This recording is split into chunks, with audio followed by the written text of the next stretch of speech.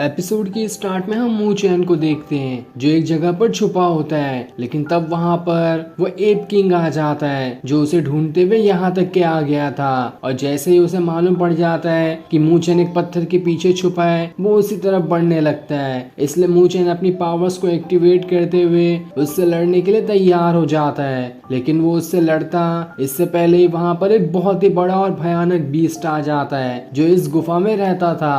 और उसी की वजह से वो एप किंग इस गुफा के अंदर आने से घबरा भी रहा होता है, जिसके बाद वो वहां से भागना शुरू कर देता है। लेकिन उसके वहां से भागने से पहले ही वो बहुत ही खतरनाक वाला बीस्ट उसके ऊपर आके अटैक करना शुरू कर देता है। एप किंग खुद को बचाने की कोशिश करता है, लेकिन इसका कोई भी फायदा नहीं होता और वो बीस्ट उस पर लगातार कई सारे अटैक करके उसका खेल वहीं पर खत्म कर देता है, जिसके बाद वो वहां से चला जाता है। अब उसके जाने के बाद उस एप किंग के अंदर से उसकी स्पिरिट पिल बाहर निकल कर आ जाती है, जिसे मू चैन अपने पास रख लेता है। लेकिन अब उस गुफा के अंदर ब्लड स्लॉटर आ जाता है जो आते साथ ही मू चैन के ऊपर अटैक करना शुरू कर देता है ताकि उससे स्पिरिचुअल फ्रूट ले सके। मू चैन भी उससे लड़ता है, लेकिन जब मू चैन उसके हाथ के नाखून इतने बड़े देखता है तो वो समझ जाता है उस लेपर्ड बीस्ट को भी इसी ने मारा था। तब ब्लड स्लॉटर उससे कहता है तुम्हारे पास स्पिरिचुअल फ्रूट है, वो मुझे दे दो वरना तुम्हारे लिए अच्छा नहीं होगा। तब मू चैन उस स्पिरिचुअल फ्रूट का एक छोटा सा टुकड़ा लेकर उसे दे देता है, जिसे देखकर ब्लड स्लॉटर कहता है मुझे इतना सा नहीं चाहिए, मुझे पूरा का पूरा स्पिरिचुअल फ्रूट चाहिए, वो मुझे जल्दी से दे दो।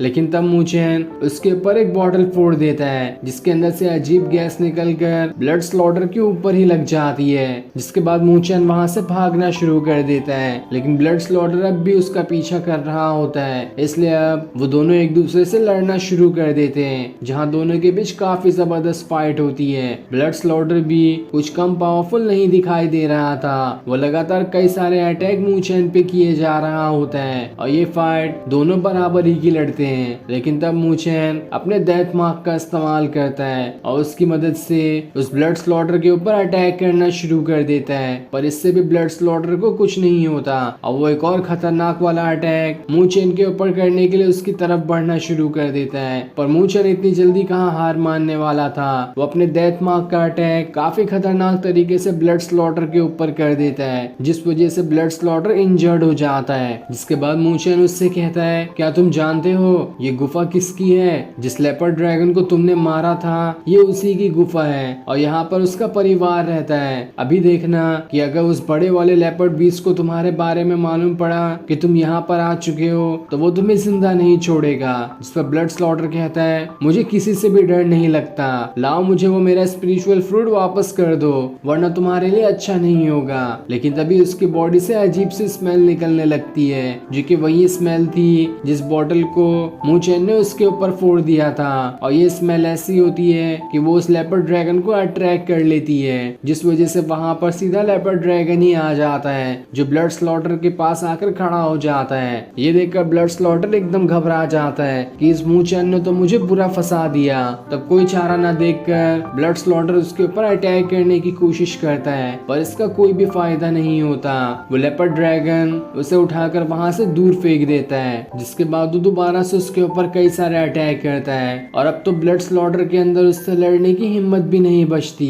पर तब भी वो अपनी आखिरी जान लगाते हुए उसके साथ फाइट करने की कोशिश कर रहा होता है। लेकिन वो लेपर्ड ड्रैगन बहुत ही ज्यादा गुस्से में था और वो खुद अपने खतरनाक सींग की मदद से जैसे ही उसके ऊपर अटैक करता है ब्लड स्लॉटर का वहीं पर खेल खत्म हो जाता है। जिसके बाद वो लेपर्ड ड्रैगन वहां से चला जाता है। अब मू चैन ब्लड स्लॉटर की बॉडी के पास आता है जहां उसे एक स्टोरेज ब्रेसलेट दिखाई देता है जिसके अंदर कई सारी चीजें थी। अब ब्लड स्लॉटर अपनी सारी चीजों को चुराकर उसी ब्रेसलेट के अंदर रखता था। तब मू चैन को उसके अंदर से एक अजीब सी सील दिखाई देती है, पर जैसे ही वो उसे हाथ लगाता है उसके अंदर से काफी ज्यादा पावर्स निकल रही थी। ये देखकर वो घबरा जाता है कि आखिर ये क्या चीज है, मुझे इससे पहले फादर को दिखाना होगा, वही बता सकते हैं कि आखिर ये किस तरह की चीज है। जिसके बाद वो उस ब्रेसलेट को अपने पास रख लेता है और फिर वहां से अपने बाकी दोस्तों की मदद करने के लिए निकल जाता है। इधर हम मू बाई और उसके अंकल को देखते हैं जो सभी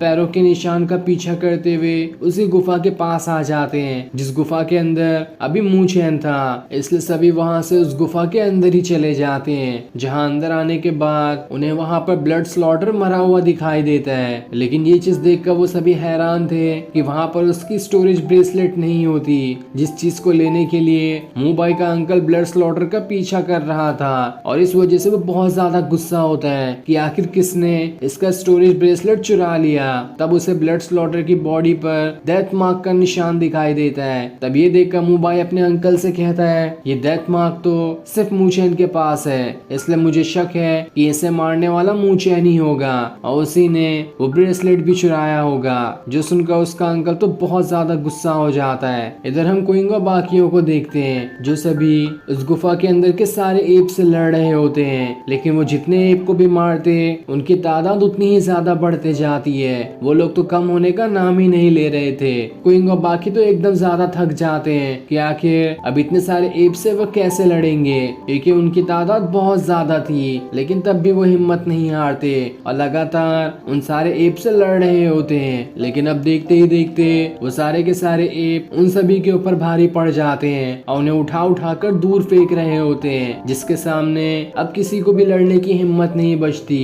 और वो सभी ये मान लेते हैं कि अब तो यहाँ से जिंदा बचकर निकल ही नहीं पाएंगे, क्योंकि वो सभी चारों तरफ से पूरी तरह से एप से घिर गए होते हैं और सारे के सारे एप भागते हुए उनके ऊपर अटैक करने आ रहे होते हैं। पर वो सभी क्विंग और बाकियों के ऊपर अटैक करते इससे पहले ही वहाँ पर मूचेन आ जाता है, जो सभी के ऊपर अटैक कर देता है। ये देखकर सारे के सारे लोग खुश हो जाते हैं कि मूचेन यहाँ पर उन्हें बचाने आ गया। जिसके बाद मूचेन सभी को उस किंग एप की स्पिरिचुअल पिल दिखाता है, जो देखकर सारे के सारे एप एकदम घबरा जाते हैं कि इस मूचेन ने तो हमारे किंग को मार गिराया, इसलिए हम इससे तो नहीं लड़ सकते। जिस वजह से वो डर के मारे सारे के सारे एप वहाँ से भाग जाते हैं। अब क्विंग और बाकी मूचेन से कहते हैं, अरे वाह, तुमने तो इतनी आसानी से उस किंग एप को भी मार गिराया, तुम तो सच में बहुत ज्यादा पावरफुल हो। लेकिन मूचेन कहता है, अरे ये तो मेरी नसीब थी, जिस वजह से मुझे बिना मेहनत किए ही ये मारा गया।